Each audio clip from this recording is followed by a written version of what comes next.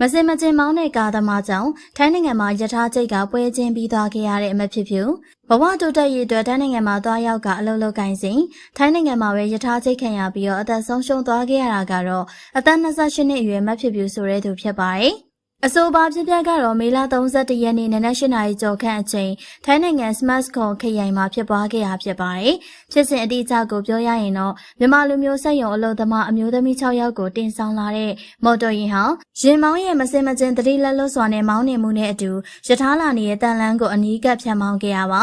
ဒီလိုမျိုးနီးကပ်စွာမောင်းနေမှုကြောင့်လေကားပေါ်မှာပါလာတဲ့မြန်မာလူမျိုးအလုပ်သမားအမျိုးသမီးတွေဟာကားပေါ်ကနေခုန်ချထွက်ပြေးခဲ့ကြပါတယ်။ဒီလိုခုန်ချလို့လည်းအမျိုးသမီးတွေတော်တော်များများလွတ်မြောက်သွားခဲ့ရပါ။ဒါပေမဲ့လည်းအသက်28နှစ်အရွယ်မဖြစ်ဖြူကတော့ကန်ဆိုးစွာနဲ့ပဲရထားလမ်းမှာကျပြီးတော့ရထားလာတာကိုရှောင်တိန်ချိန်မရလိုက်ပါဘူး။ဒါကြောင့်လည်းမဖြစ်ဖြူဟာရထားကျိတ်ခံရပြီးတော့ပွဲချင်းပြီးအသက်ဆုံးရှုံးကွယ်လွန်သွားခဲ့ရပါတယ်။ဒီဖြစ်စဉ်မှာတော့လူတွေကမစင်မကျင်မောင်းတဲ့ထိုင်းလူမျိုးကားသမားကိုအပြစ်တင်ကြပါတယ်။မဖြစ်ဖြူပါဝင်အလုပ်သမားတချို့ကလည်းကားပေါ်မှာထိုင်နေလိုက်ရင်တောင်အသက်ဘေးကလွတ်နိုင်ပေမဲ့ကြောက်အားလန့်အားနဲ့ခုန်ချအပြေးမှာအသက်28နှစ်အရွယ်မဖြစ်ဖြူတယောက်အသက်ဆုံးရှုံးသွားခဲ့ရပါမဖြစ်ဖြူဟာမကွေလွန်ခင်မှာတော့ရေခဲမုံခွဲဆက်ရုံမှာအလုပ်လုပ်ကိုင်နေသူဖြစ်ပြီးမိဘတွေကိုငွေကြေးထောက်ပံ့နေသူဖြစ်တယ်လို့သိရပါတယ်။ဒါကြောင့်မိဘတွေကိုလှုပ်ကြွေးဖို့အတွက်ထိုင်းမှာလာရောက်အလုပ်လုပ်ကိုင်ခါကြမှအသက်ဆုံးရှုံးသွားရတယ်။မဖြစ်ဖြူတော်တော်အားလုံးကစိတ်မကောင်းဝမ်းနည်းကြရတာဖြစ်ပါတယ်ရှင်။